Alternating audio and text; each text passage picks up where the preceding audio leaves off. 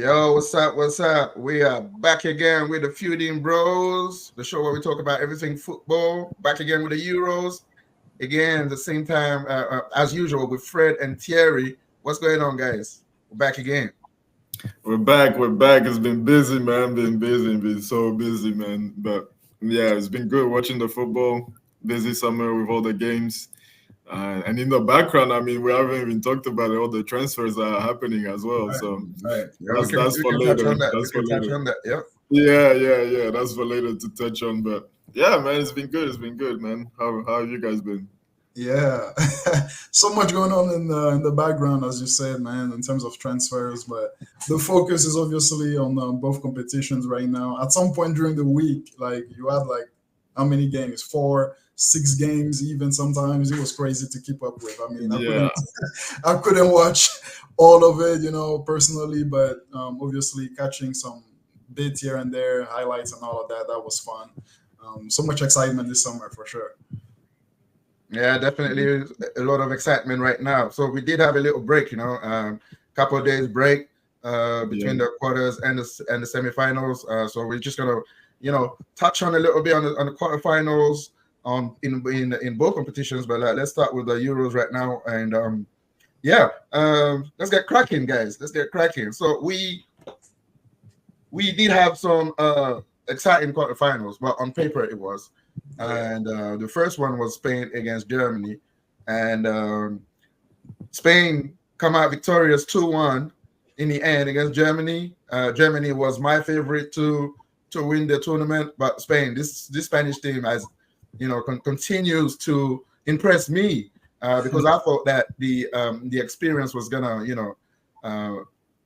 catch up with them. But hey, what a game that was!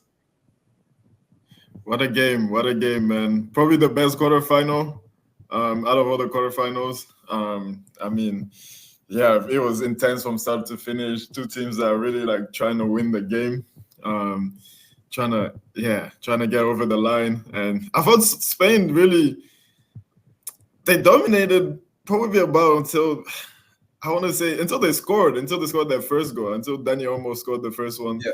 And then Germany Danny came to Olmo, man, life. what a cameo when he came on. What a This guy is a cameo. monster, man. What a cameo. This is how good that Spanish team is, that you have a guy like Danny Olmo on the bench. On the bench, yeah. Yeah. I like this guy, man. I've always liked this guy. Yeah. Obviously plays at Leipzig. I think his problem is injuries as well. He always seems to get injured whenever he's on a good run, whenever he's starting to come up. So maybe that's why he's not as known as the others. But yeah, he's a baller, man. And yeah, he showed it. And after he scored, I don't know if Spain was maybe trying to just get the 1-0 or whatnot, but Germany woke up and they were on them, man, until they got the equalizer. And I thought they were gonna go through. Once they scored, I was like, they might even score before the end of the game, but obviously it ended. I was like, extra time for sure. Spain took out all the big guns like Nico, Yama, Morata. They were all out. So, but I mean, the subs fought back. They hung in there, and then great header at the end. And What a header that was, man. Yeah, What a header. Yeah, what a Marino. I think Arteta wants him at Arsenal, actually. Marino, man, I wish we would get that guy. I like that guy, man. I don't know if you guys He's a remember. good player, man. He was at Newcastle for a bit. He wasn't very good back then, if you all remember. Was he? I can't remember. Yeah, he was. Yeah, he played a Wow. few games, but he wasn't very good. He wasn't good, but he had a glow up, I guess. But I like this guy, man. He's big, he's strong, he can play, he can get about the field, he can score. I like him, man. But yeah, he did well. He did well when he came on. Yeah, beautiful cameo and a beautiful header here to win it. But yeah, what about you, Freddie? What do you think of the game? I mean, perfect summary there. It was a very great game. Not much to add to it. I did feel like Spain was going to edge it, though. Just the pressure they put on Germany throughout the whole game, pretty much, as you said, Thierry, until the goal. And they started like backing off a little bit. And Germany did come alive. That was a really great goal as well from Ritz, coming in and changing the game like that again. So, yeah, great quarterfinal game. That was one of the most exciting out of them. We have a final that's gonna be even better from what it sounds like. It's gonna be spicy. It's gonna be spicy. I just want to touch on another cameo, man. That although he came in and ended up in the losing side, but Falkirk, man, when he came on, Oh yeah, he changed that game. He really He brought so much, yeah. German attack. He was a scary guy, man. I mean, he was He's a good player. to miss like a couple of clear-cut chances for him. He did, yeah. That header at the end, I thought that was it. I was surprised and missed that, like right at the last minute there. Yeah. But yeah, I was like, geez, this guy is scary. Like, every time they were pushing, and that's what I was thinking. I was thinking because Germany had the crowd behind them. Mm-hmm. And like Thierry, like you said, after Spain scored, they're just trying to play counter attack. They're just trying to rely on their arrows on both sides. Nico Williams, he was terrorizing that side. Oh man, he was every time this guy has the ball, he just attacks, man. It just got one thing in his mind, and just go at his man. Defenders don't like that. But yeah, I thought that was gonna be Spain's downfall, the experience. But when you put on guys like Olmo, he can come off the bench. He's got bags of experience. I know that the first 11 doesn't have the experience, but on the bench, man, there's bags of experience, and you can call upon man like what's his name, the guy from Barcelona, what's his name, the forward. Yeah, he used to play for City. Oh, Torres, yes. Yeah, Torres. When you have these guys on the bench, I mean, I know he's not putting up too many trees, but like he's a decent player to come on, and he's got bags of experience as well. Like you know what I mean. So like, I think that's what they did. They have these young kids that have all the pace, all the skills to come and go and win it for them, but then they also have the guys on the bench that just come and just go and get a result. They can game management. I think they have that. So yeah, kudos to Spain. I think for me right now, they've been the best team in this tournament from the start. I am fully behind them, and especially when we're going to talk about the other teams right now. And let's move on to the other teams and the second quarterfinal, which was France against Portugal. Yo, what a snooze fest that was. That was the worst out of all these games, man. Like, definitely. What a terrible game. It was so bad, honestly. Like, there was barely any chances created. It was boring. It was just boring. Teams counteracting each other, based on the tactics, especially France, Deschamps, not trying much. The formation he came up with, I was like, what are you doing? What are you doing? It was so defensive. The midfield was stacked. You have Kante, he had Rabiot in there, didn't he? I believe Fofana even came in. I think it started with Camavinga, Kante, Camavinga, Kante, Tchouaméni, Griezmann. Tchouaméni, those were the three, because I think Camavinga came on for Rabiot. Rabiot was suspended, right? Yeah, I think Rabiot was suspended. Rabiot was suspended. Yeah. Okay, yeah. So yeah, something like that. But basically, just stacking his midfield up, that made the game so congested. Like it was just terrible. Even the likes of Mbappe couldn't create much. The only person that came in and did something was Dembele. He came in completely. Yeah, he definitely did change the game. Yep. He disrupted that game like crazy. They just didn't know what to do with him. But then that didn't last long. Obviously, went to extra time. Nothing really of note there. A couple of chances, but then the penalties, man. that's where the crisis was. But obviously, there was the whole Ronaldo episode, right? And what do you guys think about that? Let's talk, because we couldn't react on that because we couldn't make an episode that after that game. But after that Slovenia game, when he cries, what did you guys think of that, man? Man, there's a lot to say, and all I can say about it is that this guy needs to end his career like ASAP, because it's affecting his mental. You can see that he's having a hard time being mentally stable. And if that's not a sign, your body can be fine, but if that's not another sign that you need to stop, come on, man. Like, he's breaking down. That was embarrassing. I would be embarrassed if I was him and saw that back. The guy just again, he's trying to make it all about himself. Exactly. Like, come on, man. It's not that Portugal anymore. These guys, Portugal would have gone through. They were actually the better team in this. It was a horrible game, but they were the better team. Yeah. If they had, put on a Gomez. What's Gomez doing on the bench? What's Ronaldo doing on the field? He's not doing anything. He's not bringing anything. He's not creating anything. The guy is just a passenger on the field. He didn't bring anything. And then it's just a disrespect to other players like Bruno, other players like, Bernardo Silva's. When you're going to take all the free kicks, when you're going to take that's one of the most ridiculous things. You're going to take everything. You're making it all about yourself when your country needs to be a collective to go and win it. You have the best squad in this tournament. For me, Portugal, when you look at Portugal's squad, it's monstrous. Monstrous. The problem is two people. Cristiano Ronaldo for not accepting that it's finished.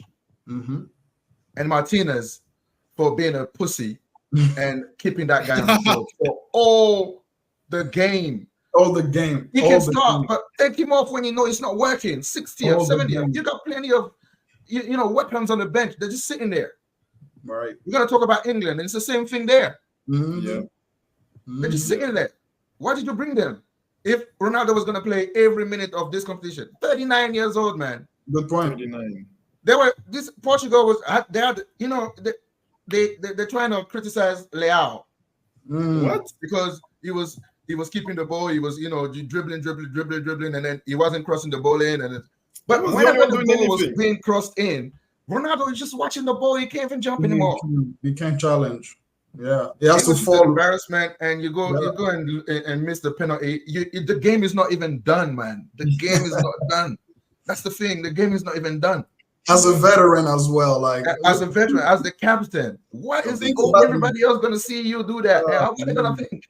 Yeah, that was bad. Yeah, he made it all about himself as usual. Ronaldo, it's all about me. Watch me and this and that. And for me, I'll be embarrassed. I'll be embarrassed if I was. It was embarrassing. I'll definitely be embarrassed. It was crazy. It was crazy, man. And a player of his stature, of his level, it was sad. It was just sad to see. I think he wanted to show everybody so much that he's not finished at this level, but he is finished at this level. I saw an article today that is like, I'm gonna get ready for 2026. I'm like, that is the worst thing. Yeah, that's the worst thing. That's a blow. Portugal as a nation can hear right now. Yeah, I think they should start a petition to get this guy out of there. Yeah. They should. He's ruining the golden generation. Yeah, he is wasting. He's ruining the golden generation. Wasting. You got players like Joao Felix on the bench. Joao Felix, I know they lost that game against Georgia, but Joao Felix was, oh my God. Yeah, this guy is silky smooth, man. This guy is a baller. Joao Felix is there, he's rotting on the bench. You got players like that, and then why? Because Ronaldo has to be. And whenever there's a change that's going to be made, it's Leao that comes off. It's Bruno. Players, and Ronaldo finishes Bernardo the game. Silva doing nothing. So that's what I'm saying. Two people, Ronaldo himself, because he should go to Martinez and be like, "Yo, I'm not good enough. Just bench me today. Yeah, just bench me. Just put me in last 10. Because as long as he plays, he's always gonna give them, the handicap of carrying him one. Yeah. And the second is that every time they're gonna lose, he's gonna get blamed. So you gain nothing. You gain nothing. You gain nothing. Yeah, that's true. It's ridiculous. But yeah, I mean that's on them. That's on the manager as well. Martinez. I don't know how he got that job. How he got this group of how he got to coach this group of players, because I don't know what credentials he has to be able to get that kind of job. This guy is the luckiest man in international football. I'm telling you. He has two golden generations. Messed it up with Belgium. Is messing it up again with Portugal. Yeah, and for some reason it's still there. But yeah, I mean, for me, France, they're looking strong. I mean, I know they're not playing well, but I had a question. I would say, is Kylian Mbappe fit? Because he doesn't look fit, man. He's having a bad. Yeah, he looks not quite right. I mean, they took him off last game, which was very surprising. Going into PK's, everybody would have thought he'll be taking one, but yeah, he doesn't look fit, man. He doesn't, and honestly, he hasn't been playing well. He hasn't been playing well for a while now. They're through to the semifinals. Yeah. He's probably gonna play. Mhm. He's probably gonna play. I mean, it's Mbappe. It's gonna be hard to if he says he wants to play. Should he play though? Should he? I mean, the thing is as well, friends. Yes, they have good depth, but who do you bring on? You're gonna put is Kolomwani the answer? I mean, Yeah. maybe you play Bakola and Dembele on the wings, and Oh, yeah. I don't know Thuram, but Dembele as well. Like he came on and he was the best player on the pitch, and then next game you're gonna start him, and he's gonna be like like one of the Ousmane spectators. Dembele is in the same action, is world class and the worst player in the world in the same action At the same time. Yeah, At the same he time. can be world class and the worst player in the world in the same move. Yeah. And So that's that it guy. was- Man. I don't know what's wrong with this guy. Exactly. And they can't score. Like I don't see anybody else that can come up with a moment apart from Mbappe. They have Giroud on the bench. Why is Giroud not coming up? That's what I was gonna say. I mean, that was I think, Giroud, yeah. I think they should. I think that's just my opinion. I think you should really start playing Giroud a little more, even if it's just the last 20. Last 20, last 15, last 20, yeah. Last 20, last 15, rotate that with Kolomwani, even bring Mbappe in the middle when he's not fit. I don't think that's the best thing. That's why I think Kolomwani with a little bit more energy up there, maybe Giroud there. But Thuram is had too many chances. The guy is not doing nothing. He's disappointing, man. It's just legs. He runs, and does like literally. He's at a bad tournament. This is when I knew that this guy, man, is just. I mean, he's a good player, but he's just having a bad tournament. It's when he had the race with Pepe, and you go past Pepe, Pepe should not be able to come back to you. Right. Yeah. Right. Once you go past Pepe, he's 41. Yeah. It shouldn't come back, but Pepe came back, and I was like, "Yo, this guy has to come off, man. Yeah. You can't let Pepe just get back." Yeah. So they have the answers on the bench, honestly. So that's why I'm not too worried. It's now Deschamps. Is he gonna take any chances? Is he gonna, think outside the box a little bit? And he's not known for that. So everybody knows he's not gonna do that. He's not gonna do that. Whatever has worked for him all this time and is still there. Yeah, whatever he's gonna go with, and you can't say anything to Deschamps because he's been successful with it. So what can you say? It's not even excitement. Yeah. So I mean, at the end of the day, he knows what he's doing with his players. We obviously, as fans or as outside looking in, we see the potential of these players. We have so many great players. We want to see great football, but Deschamps is not that kind of guy, man. He's not that kind of guy. He's not gonna let them loose, basically. So, I mean, and to me, they're still strong favorite for this. I mean, they're playing Spain. They're Spain next. That's gonna be a crazy game. But I think they can beat Spain. So Spain is the type of team they like. They want a team that's gonna go at them. They want a team like that. Yeah. But let's move on. Let's save the plat de resistance for last and move on to Netherlands Turkey. What a game that was, though. I mean, that was a great game. That was a crazy ass game, man. What a game! First half, Turkey was all over them. Second half, I thought the Netherlands were dead and buried. First half, I was like, Turkey was just playing, man. I know. Ada, he was just pulling strings, putting balls in. Oh my God, silky player, man. 19 years old. This guy's good, man. And they still have is it Yilmaz or whatever his name up front? This guy is he's good too, man. Yeah, the First half they were all over them, and then second half, I don't know if it's Holland waking up or if it's them just trying to sit on their on their advantage, but it was just a different game in the second half. What do you think?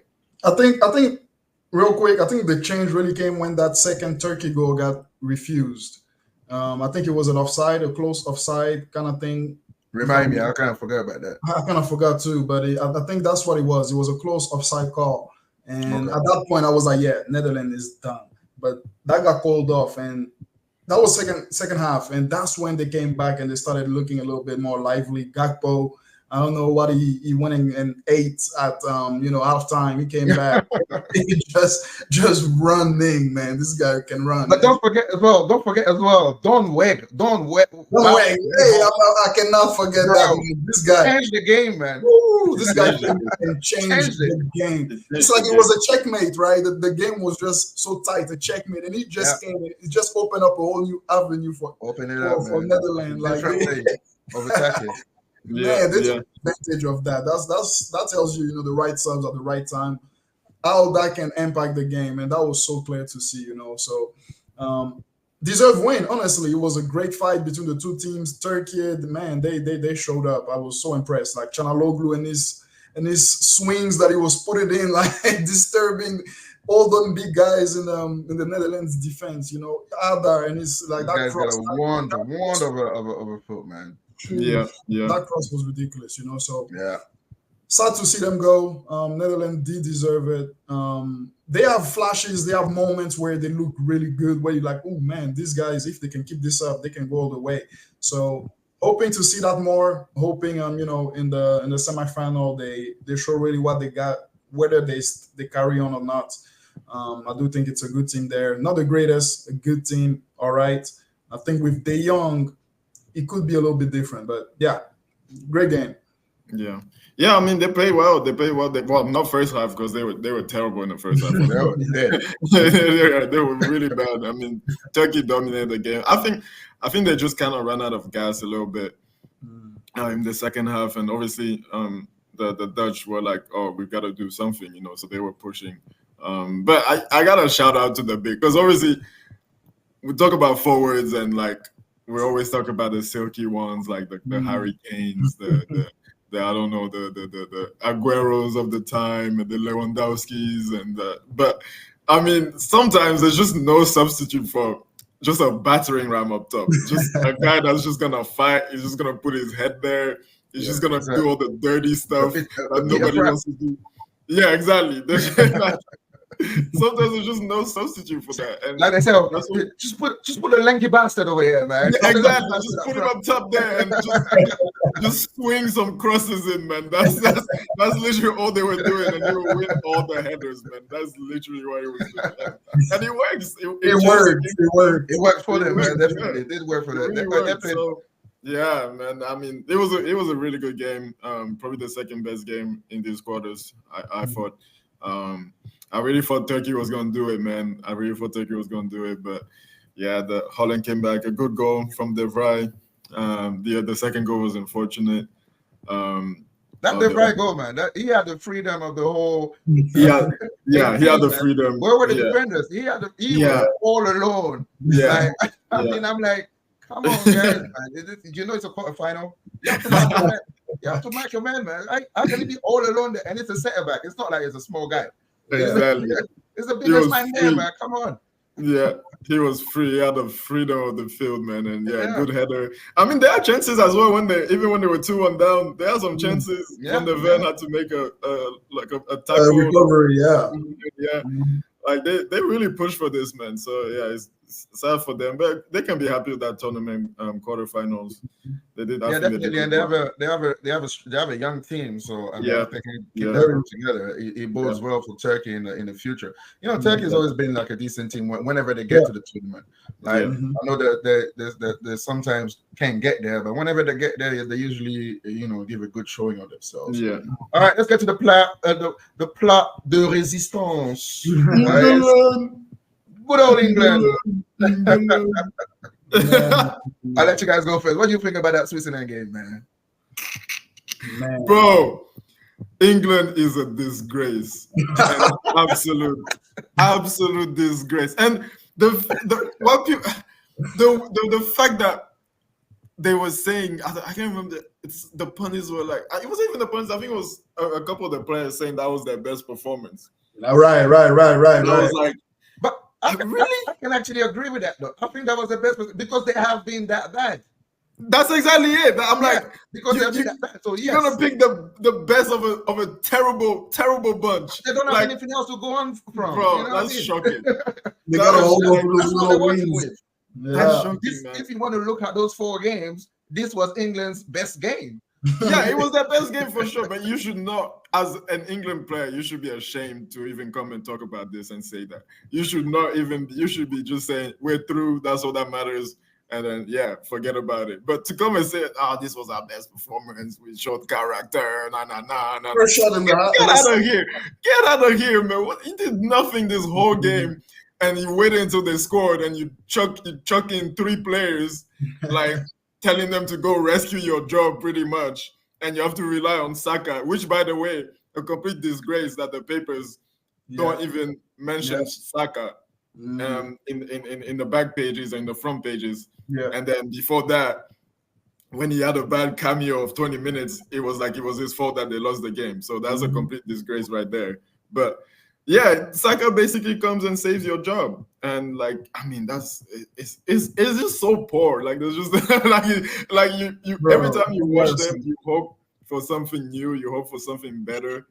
And it just doesn't change. They all look every player in that team, except for Saka last game at least. Yeah.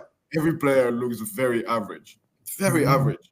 Very average. Manu was good too. Manu was pretty good. Yeah, I'll give him that. But everybody looks so average. It's only when Cole Palmer or them guys come in that you can see a little bit of like life and stuff like that. But it's like, I don't know, man. How can you ruin the team that much?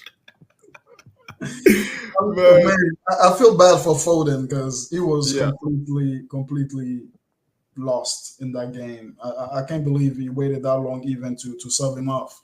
And that's been a recurring problem they had, obviously. But yeah, man, terrible game from England with all that we expect from them. And it's not even that we expect much because we know they're not going to be that great. But at least, you think, okay, something is going to click that's going to make him have some good moments. We're not even seeing that. I think the first shot came in the second half into that game. First shot it was the goal. It was the goal, pretty much. The first shot on target. Shot on target, yeah. The first shot on target was, that was Saka's goal. And Saka, as you said, was incredible that game. He deserved that goal so much. And I mean, so much to say, but nothing really positive from this game. The only positive is, man, these guys can kick penalties. Like that was completely like a piece of cake for everyone that stepped up. Just eyes closed. Surprisingly, England is usually pretty bad at penalties. That's I thought that was it for them when they got to penalties because I'm thinking Jan Sommer, Pickford. I know who I'm picking. Exactly. Yeah. I wasn't confident in Pickford. I was not at all. And to be fair, like you have to say, I can't just penalty. That was the worst penalty you can ever kick, man. I don't know what it was trying. It was nowhere. It was just down the middle, just a little bit to the right there. Nowhere. Like, I mean, I could say great. They should have. They really should have taken that a little bit more seriously. Akanji, so bad for him. He had a great tournament. Honestly, he had a great tournament, being the leader of that team and missing the first one. Very careless, as you said. No confidence, no serenity about him when he came. But that's the total opposite we saw with the English player. They were literally licking the lips. They couldn't. They were drooling, waiting to get these kicks. I feel like that was part of Southgate's plan, and we're gonna see more of that. I think the strategy moving forward is gonna be the same, more of the same. To go ahead and take Netherlands all the way to the penalties. That's the best he can come up with this team. Yeah, I really think so. I think they just want to. And now you're in the semis. You've been playing like this. Like, I mean, what's the point of changing anything now? You just, he's probably just telling them, just hang in there, like, see how it goes, and then we hope maybe somebody will do something like overhead kick, great goal from Saka. Maybe for them will shoot from 40 yards, top bin, something like that. That's what they hope for right now. They're not. There's no play, nothing at all. Nothing. Yeah, I mean, like I said, they just went in on an individual moment from somebody, and when that doesn't come, that's when I think they're gonna come a crop up. But I think, Thierry, you're a little bit harsh on England, man. You can only judge them from where they come from to now, and it's been so dreadful. Today was, I mean, they were not great. They were not great at all. But it was the best game of the tournament. You've seen, you didn't see like great play, but you've seen the ability to come back because they were 1-0 down in this game. And when they were 1-0 down, I didn't see them coming back. Mm-hmm. So I mean, I didn't see them coming back. Yeah. So they showed that they showed that spirit to come back and to at the end win it in penalties when we know historically England is the worst at penalties, right? Mm-hmm. To have all your 5 players, all black, by the way. Yep. You know, put their penalties and just crazy penalties. I thought maybe Saka may have scuffed these, but you know, but yeah, I mean, you got to give it a little bit of credit. I know it's not, it's not vintage, whatever, but for me, like, I know we love bashing England for what they are, and but I have to give them credit there when it's due, and to come back from that game, because Switzerland is not a small team. Man. Switzerland can play. Switzerland is a good team, so to do that and come back in the adversity that they faced, for me, I have to give them a little credit. But then we're gonna come back again on what we all know, all the problems that England have, which really stem from, again, Southgate, who is insisting on a formula that does not work. You're doing the same thing and hoping for different results. Yeah. What does that tell you about you, man? That's just the idea of stupidity, to look for different results when you're doing the same things. Yeah. What are you gonna do? You're just gonna because you're changing. You put Maino instead of Trent. You think that's gonna change anything? That's not the fundamental problem in this team.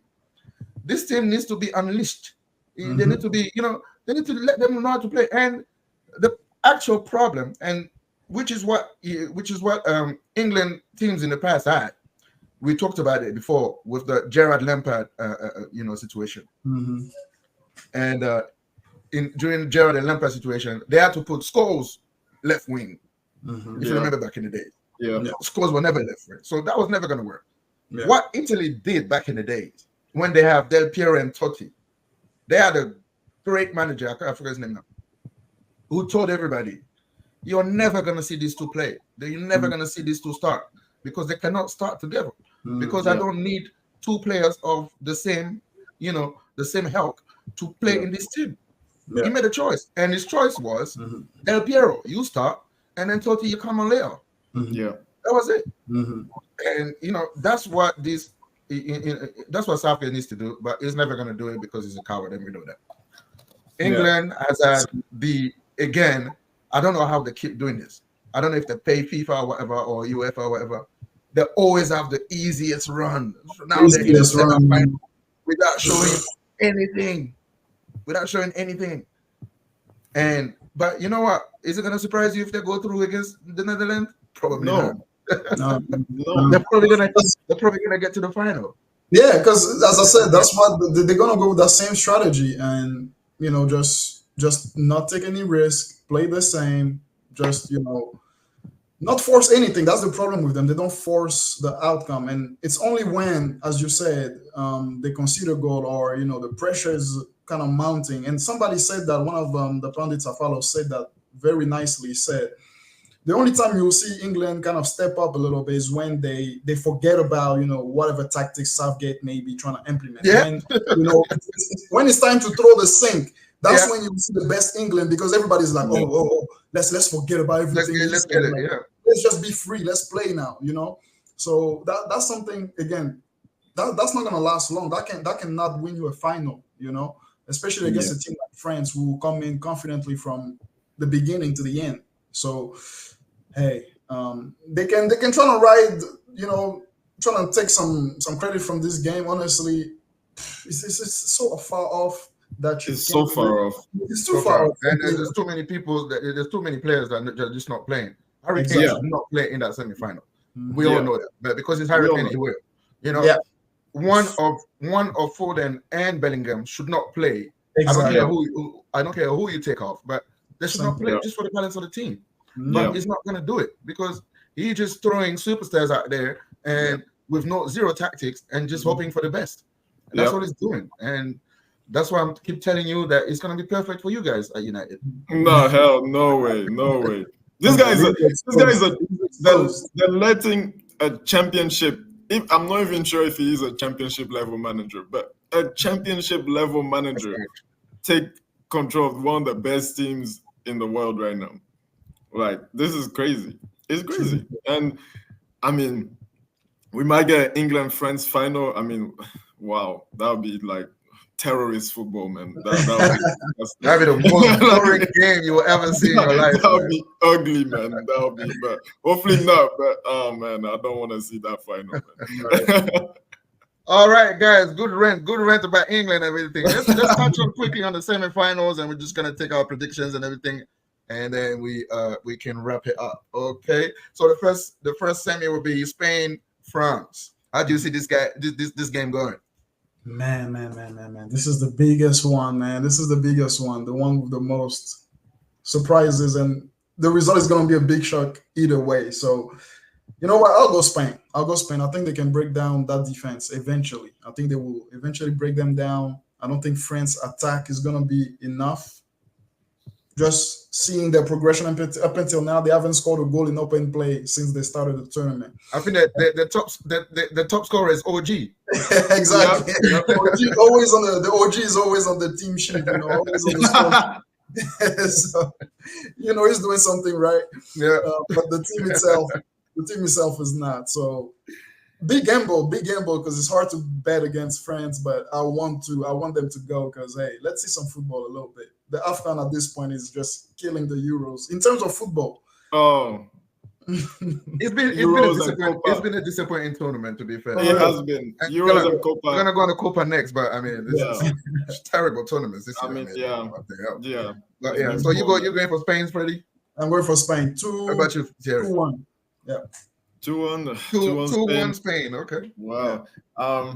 Honestly, I feel like my worst fear is gonna happen. I feel it's gonna be France-England in the final. I think France either wins this on PKs or they win 1-0. They'll grind it out, and yeah, I think ugly football will win. Even as sad as that makes me. Yeah, I'm too, Terry, man. I hope I'm wrong, but I think 1-1 regular time and then PKs. Yeah, France gets it. Yeah, unfortunately, I hope I'm wrong. I want to see this Spanish. At least if Spain is in the final, we can have a decent game. But that's right. Exactly. Yeah, definitely. All right, let's move on to the other semi. It was going to be the Netherlands against England. Yeah, we talked about it, man, and we talked about it. Like England just has more. I wouldn't say even more chances. I just feel like they can do it. They can do it in a very ugly manner, Yeah. But you know what? Here again, I'm gonna go for the unexpected with Netherlands. All right, and that's gonna be a 1-0 extra time goal. Done deal.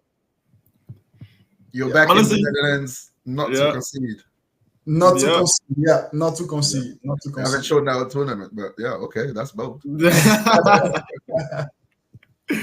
I mean, they haven't been great. I mean, for them, you can excuse them a little bit more obviously than England because they don't have the squad that England does, and also they're missing two big players in midfield for them through injury. But yeah, I think England, they will do a job on them. I think it's gonna be a dire game, just a lack of quality.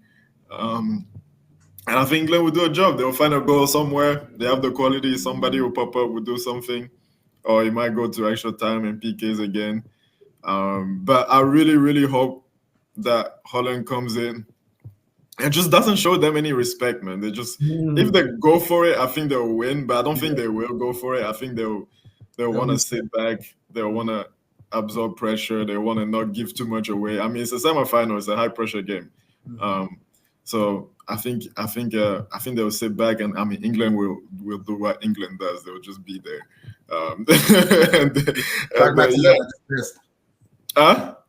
Just pragmatism at its best. Exactly. So yeah, I'll say a narrow England win. Yeah. Yeah, again, man, I don't know. I can't disagree with you, Terry, man. I don't know, man. I think England wins this 2-1. Yeah, maybe a little goal from Bukayo again. Come on. Yeah, I mean, he's the only one that does anything up top. He's been the best player for England. Him and Gay have been the best players for England all tournament. Yeah. And then Bukayo, now they're sucking his dick. Now he's like, Bukayo, I always knew you were the best, the greatest. when everybody after the first game, everyone was like, "Oh, drop Bukayo, we need Cole Palmer." Exactly. After the first game, Yeah. everybody, all of them, they were like, "Drop Bukayo, don't touch Foden, don't touch Bellingham. Drop Bukayo because it's the easy way out." Look at you now, man. Look at you, man. And why would you put Cole Palmer, who pretty much is another Phil Foden? I mean, it's another 10. It's another 10. You're just gonna add another 10. So you're gonna play with 3 10s. 3 10s. Harry Kane. Some of the wins. And Harry Kane on top. They were calling for his head. They were calling for Bukayo's head. And now they just have to, put the tail between their legs and they just have to accept that the guy is been the best player in every. I know England's been bad, but in all of the games, the most dangerous guy was Bukayo. Yeah. Even when he was playing right back. Even when he was playing left back. Yeah. Crazy.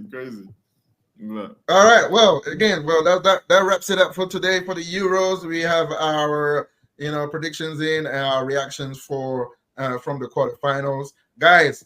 Let us know what you think about what we've talked about today. Feel free to react in the comments and give us a thumbs up and share it with your people, man. We try and be here as often as we can for you guys and through our contents. And hey, we love football, and I know you guys do too. So just kind of support us. All right, guys, we're gonna see each other in the next video for Copa America. Yeah. All right, yes, and I'll see you guys soon. Yes, sir. Peace out. All right. Peace.